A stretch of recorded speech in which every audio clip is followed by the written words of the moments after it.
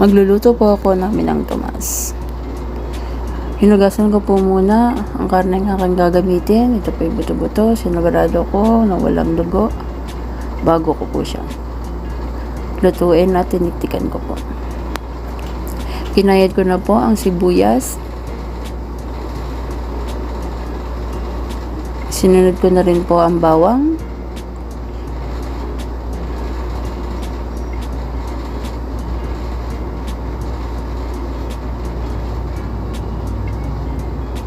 Pagkatapos po ay hotdog, chicken po ang flavor nito. Optional lang naman po to kung gusto niyo lang po mag-add ng hotdog pang parami. Nilagay ko na po ang kawali, binuksan ang kalan. Nilagay po ako ng mantika. Pinainit ko muna ito para hindi dumikit. Nang mainit na po ang kawali, nilagay ko na po ang bawang. Ginisa ko po. Pinag-brown ko muna ng kaunti.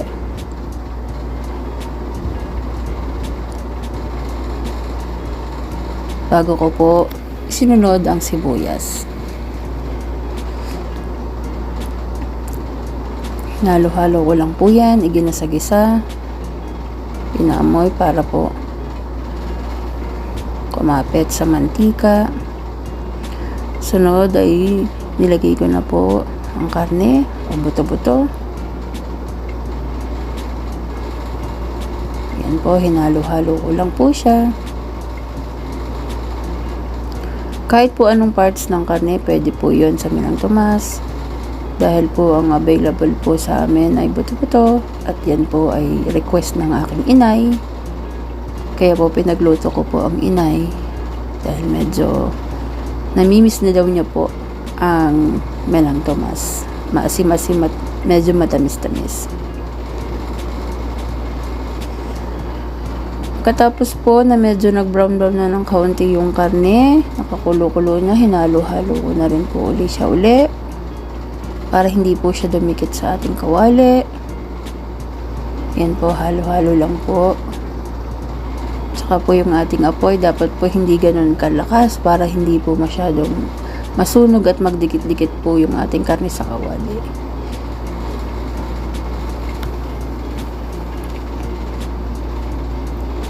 Ilagyan ko po siya ng asin, isang kutsarita at kalahati, depende po sa panlasa nyo.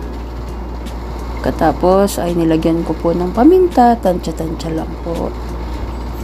Again, depende pa rin po yan sa panlasa nyo kung gusto nyo ng medyo maraming paminta.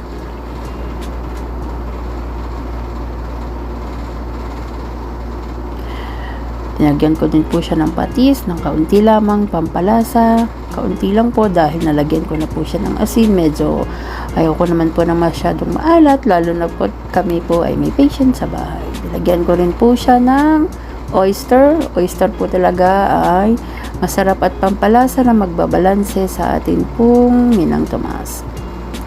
Hinalo ko po siya para lumasa po sa karne yung ating nilagay na oyster sauce, paminta, at saka po asin, at saka kaunting patis. Ay, pasensya na po, nalaglag. Ayan po, halo-haluin lang po natin ng bahagya.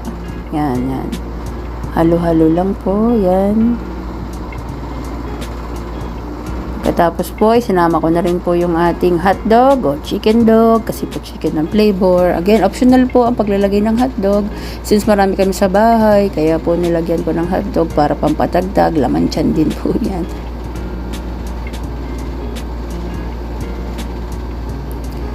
Yan po, isinama ko na rin po ang ating salsa. Yan po, depende po sa dami. Mas marami, mas masarap.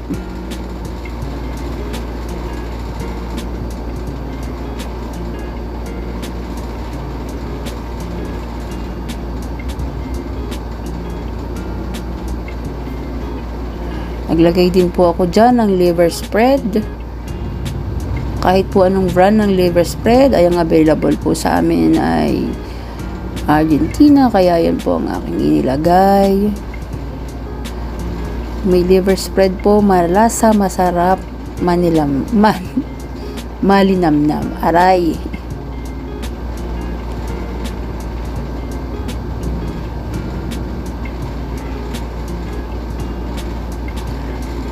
Tsaka po suka. Ang suka po ay para po maglaban ang tamis at tsaka asim. Isunod ko na rin po ilagay ang asukal, mga 2 kutsarita po. Depende po sa inyong panlasa kung gusto nyo medyo manamis. Ayan po. Pagkatapos ko pong ilagay, nilagyan ko rin po ng 1 basong tubig. Para naman po hindi masyadong dry yung ating minantomas. Hinaan ko yung apoy at pagkatapos ay tinakpan ko po. Ayan po, kumukulo-kulo na po siya.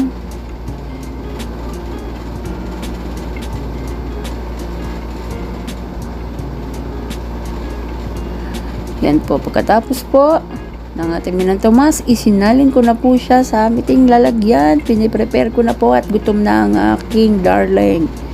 Yan. Sa mga nakagusto po ng aking luto, salamat. Sa hindi naman, dahil sa itsura, ay sorry po. Pero ang aking darling ay sarap na sarap sa aking luto. Mapasos man yan, mapaprito, kung ano pa man. Salamat po sa panonood. Sana po nasayahan kayo. Ayan po, tara, nilagyan ko po siya ng rosemary. Optional lang po yan dahil mabango. Gustong gusto po yan ng aking darling.